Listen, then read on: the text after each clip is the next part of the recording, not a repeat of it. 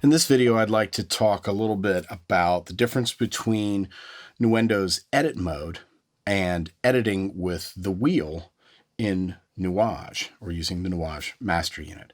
They're closely related, but they're different in certain regards. So this is just to sort of go over those differences.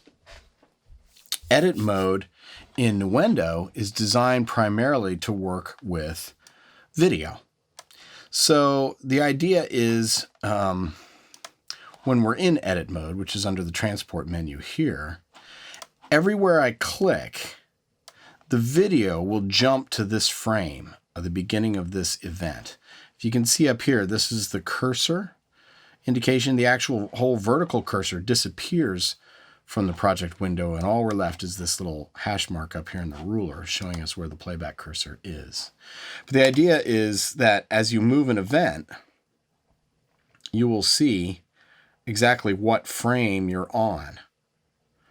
Now this is where the two modes are very similar. When you move an event using the wheel in NUAGE, you're always tied to the playback cursor, so you see exactly where you're moving this audio event relative to the picture.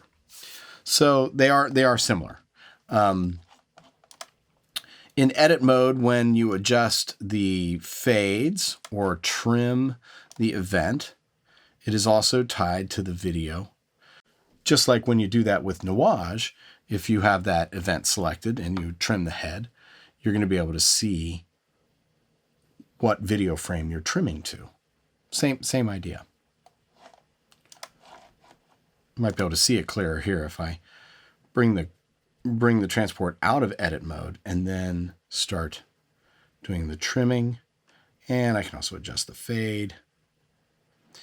The main difference is that with the NUAGE editing, you're always tied to the video because the playback cursor is the wheel. So any editing that you do with the wheel, you're doing with video. And that's kind of the idea. So while edit mode in Nuendo is really more designed to use with the mouse to keep the mouse editing moves timed to the video or locked to the video, the NUAGE wheel editing modes are always tied to the video because of being tied to the playback cursor. One way in which they're different is that with NUAGE, the wheel can be, well, I should say the playback cursor can be positioned somewhere in the middle of an audio event, and that position can be used to move the audio event around. Whereas with edit mode,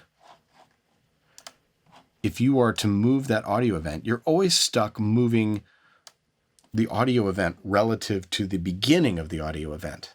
In other words, you don't see, you see the video frame where the beginning of the event starts, not where in NUAGE editing where the cursor is in the middle of the audio event.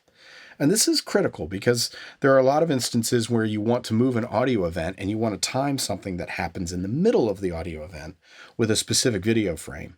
Not just the beginning or the end, you want to align the middle somehow. And with edit mode, there's no way to do that easily as you can do with the NUAGE scroll wheel. So those are the basic differences. Just real quick, wanted to go over that so people understand how they're supposed to work.